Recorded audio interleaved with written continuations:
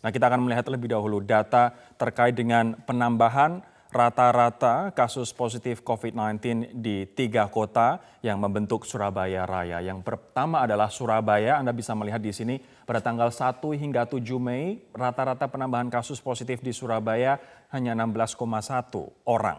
Kemudian naik di pekan berikutnya 8 hingga 14 Mei menjadi 47, kemudian terus naik sampai dengan periode 22 hingga 28 Mei. Rata-rata pertambahan kasus positif per harinya mencapai 104 hingga 105.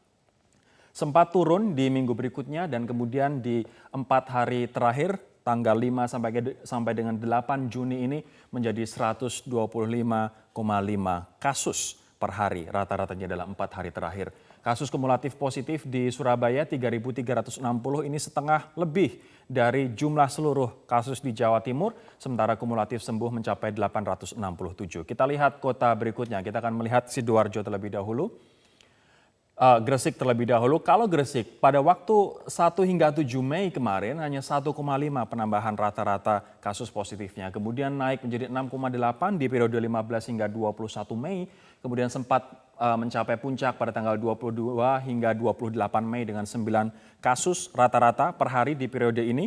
Kemudian sampai dengan saat ini 5 sampai 8 Juni ada 6 kasus. Bagaimana dengan Sidoarjo? Kita lihat bersama Sidoarjo seperti apa.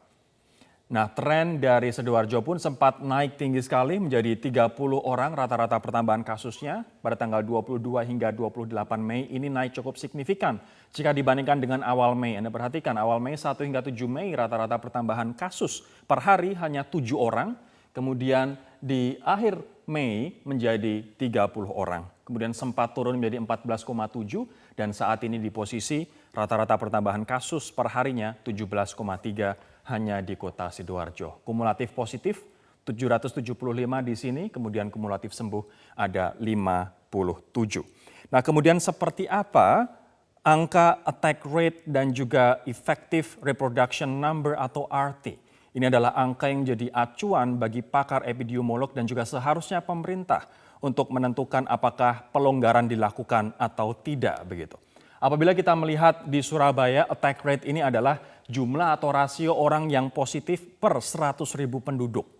Menurut ahli epidemiologi di Surabaya ada di angka 94,1, artinya dari 100.000 orang kemungkinan yang positif dalam komunitas 100.000 orang itu ada 94,1 atau 94-95 orang.